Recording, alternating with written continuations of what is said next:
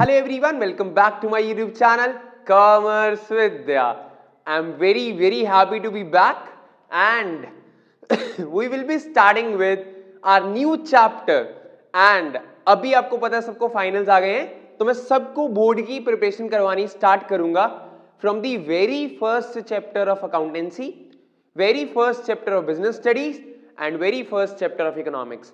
बहुत अच्छे तरीके से स्टार्टिंग से करते हैं। किसी को कोई भी डाउट रह गया हो तो आप अच्छे तरीके से ये 1-1.5 महीना मेरी वीडियोस देखो और अपना सिलेबस कंप्लीट करके अच्छे मार्क्स की तैयारी स्टार्ट कर दो।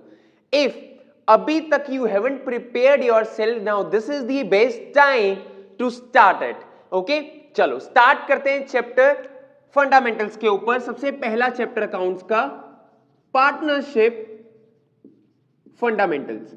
एक चीज का ध्यान रखना, मैं आपको हर चीज डिटेल में करवाऊंगा तो आप नोट डाउन करते रहना कि इस चैप्टर में कौन कौन से इंपॉर्टेंट पॉइंट्स हैं और कौन कौन से क्वेश्चंस आ सकते हैं, वो भी मैं इंपॉर्टेंट टर्म्स आपको बताता रहूंगा। ठीक है, सबसे पहले बात करते हैं फंडामेंटल्स के ऊपर।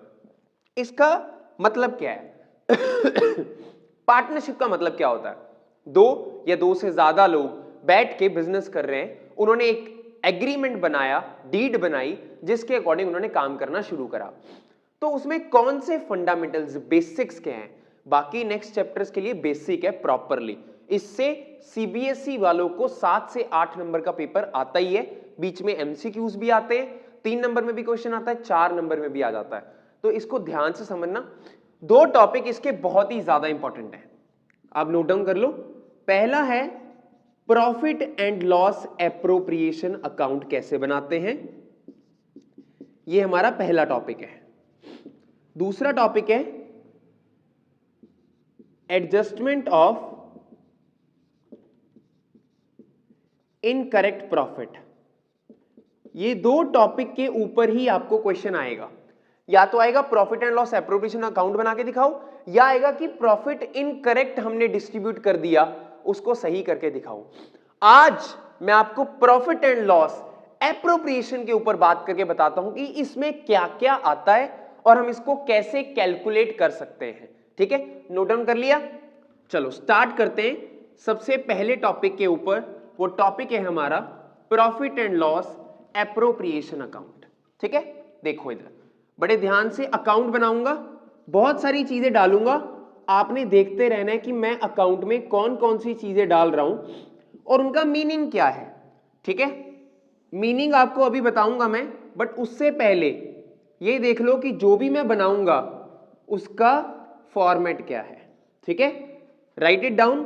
सबसे पहले पर्टिकुलर्स, इधर रुपीस, पर्टिकुलर्स, रुपीस, ऐसे ही फॉर्मेट आपको बनाना है, डेबिट क्रेडिट। ठीक है, आप सब लोग प्रॉफिट एंड लॉस अकाउंट बना के आए हो 11th क्लास में, है ना? सबने प्रॉफिट एंड लॉस अकाउंट बनाया है 11th क्लास में। अब उसमें आप प्रॉफिट एंड लॉस निकालते थे, डेबिट साइड पे या तो प्रॉफिट निकालते थे, क्रेडिट साइड पे लॉस निकालते थे कि नहीं निकालते थे? बिल्कुल। अब वो जो प्रॉफिट है जो आपने 11th क्लास में निकाला है, वो प्रॉफिट को यहां ले आओ। लिखोगे क्या? Bye net profit. जितना भी प्रॉफिट होगा वो आप यहां पे डाल दोगे बाय साइड पे। क्लियर? और यहां पे कुछ आइटम्स डालोगे। एक चीज का ध्यान रखना, profit and loss appropriation account ये पार्टनर से रिलेटेड अकाउंट है। यहां पार्टनर के अलावा किसी और की कोई चीज नहीं आती। मतलब अगर मैंने पार्टनर को सैलरी देनी है, मैंने पार्टनर को कमीशन देनी है, मैंने पार्टनर को इंटरेस्ट ऑन कैपिटल देना है, मैंने पार्टनर से इंटरेस्ट ऑन ड्रॉइंग्स लेना है, उसके लिए ये अकाउंट है। मान लो मैंने मैनेजर को सैलरी देनी है, मैं इलेक्ट्रिसिटी का खर्चा डालना भूल गया, मैं रेंट देना भूल गया, उसके लिए profit and loss appropriation account नहीं होता, उसके लिए प्रॉफिट एंड लॉस अकाउंट होता है। आप पार्टनर से रिलेटेड जितनी भी चीजें डालोगे उसके लिए प्रॉफिट एंड लॉस एप्रोप्रिएशन है, और इसमें पार्टनर से रिलेटेड ही चीजें आती हैं और कुछ नहीं आता। सबसे पहले यहां पे डाल रहा हूं, आपने भी ऐसी चीजें डालनी है। टू इंटरेस्ट ऑन कैपिटल, मेरे साथ साथ इसको लिखते रहना क्योंकि इसके बाद मैं इरेज कर दूंगा इसको। ठीक है, साथ साथ लिखते रहना। To interest on capital. Second point है हमारा टू पार्टनर सैलरी। अब पार्टनर की सैलरी डेबिट कर देंगे क्योंकि मेरा खर्चा है, इंटरेस्ट ऑन कैपिटल भी डेबिट कर देंगे क्योंकि मेरा खर्चा है। मैं कौन हूं? फर्म। मैं फर्म हूं, मैं कंपनी हूं, मतलब एक तरीके की फर्म है, कंपनी तो एक बड़ा सेगमेंट है, मैं एक फर्म हूं। उसके बाद टू पार्टनर कमीशन। पार्टनर की कमीशन भी कहां आएगी?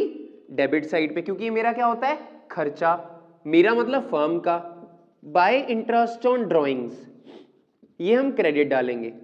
अब आप बोलोगे सर ये चीजें क्या हमें डायरेक्ट दी होंगी कि हम यहां पे पोस्ट कर देंगे? नहीं, आपको ये डायरेक्ट दी भी हो सकती हैं, आपने कैलकुलेट करनी भी हो सकती हैं। अब वो डिपेंड करेगा आपको दी हुई है या आपने कैलकुलेट करनी है। देखो क्या क्या आता है, by net profit, to interest on capital, to partner की सैलरी, टू पार्टनर की कमीशन। ये वो चीजें हैं जो profit and loss appropriation account में आती हैं। इसके अलावा profit and loss appropriation account में कुछ नहीं आता, क्योंकि हम पार्टनर को इसके अलावा कुछ देते ही नहीं, हम यही सारी चीजें पार्टनर को देते हैं। अब इसके बाद क्या करेंगे, ये क्रेडिट साइड मतलब इसको और इसको ऐड कर लेंगे और ये माइनस कर देंगे। फिर आपके पास आएगा टू नेट प्रॉफिट, ट्रांसफर कर दोगे, मान लो दो पार्टनर है ए और बी, ए और बी में बंद कर देंगे डाल के, ये हमारा बंद हो गया, 3 नंबर हमारे पक्के हो गए। अब सवाल ये है कि इसको इसको इसको इसको इसको कैलकुलेट कैसे करते हैं।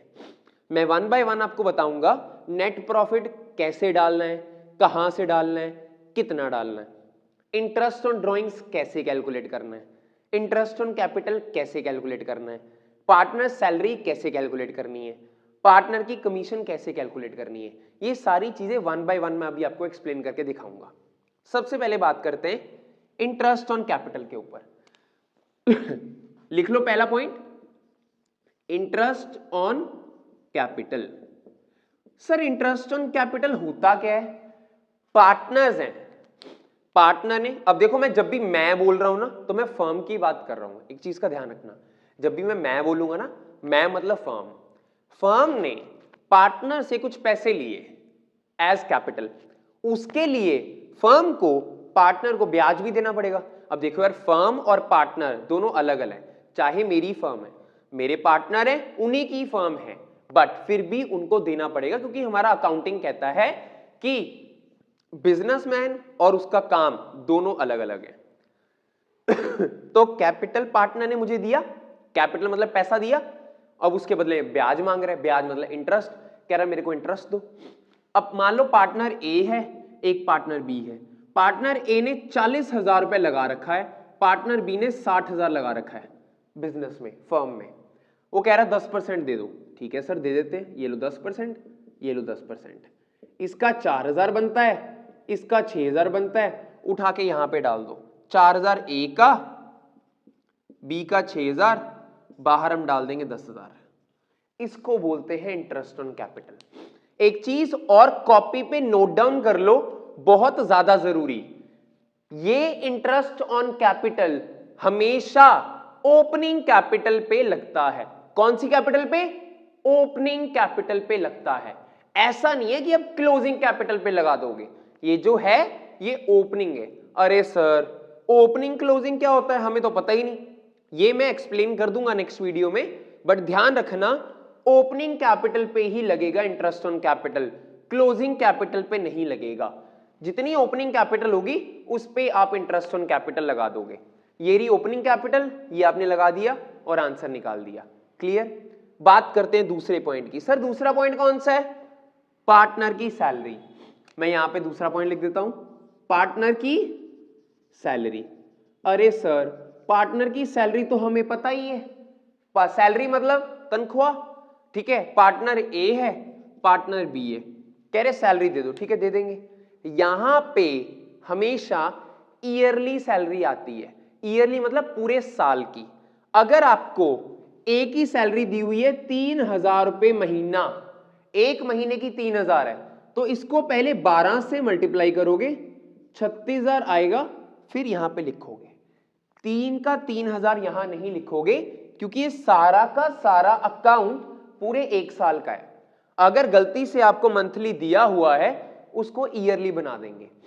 अब बी है, बी की 2000 रुपए दी हुई है, वो भी क्वार्टर की। किसकी?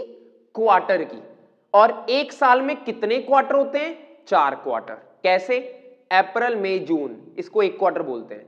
जुलाई अगस्त सितंबर अगला क्वार्टर बोलते हैं। अक्टूबर नवंबर दिसंबर अगला क्वार्टर। जनवरी फरवरी मार्च अगला क्वार्टर। एक क्वार्टर में 3 महीने होते हैं और एक साल में 4 क्वार्टर होते हैं। मल्टीप्लाई करूंगा 4 से, आ जाएगा 8000। इन दोनों को ऐड करके यहां पे लिख दूंगा। अगर सीधा दिया हुआ है ईयरली सैलरी तो किसी से मल्टीप्लाई करने की जरूरत नहीं है, डायरेक्ट डाल दो। सीबीएसई ने हमारा काम आसान कर दिया, सीधा हमें दे दिया ईयरली सैलरी पर एनम।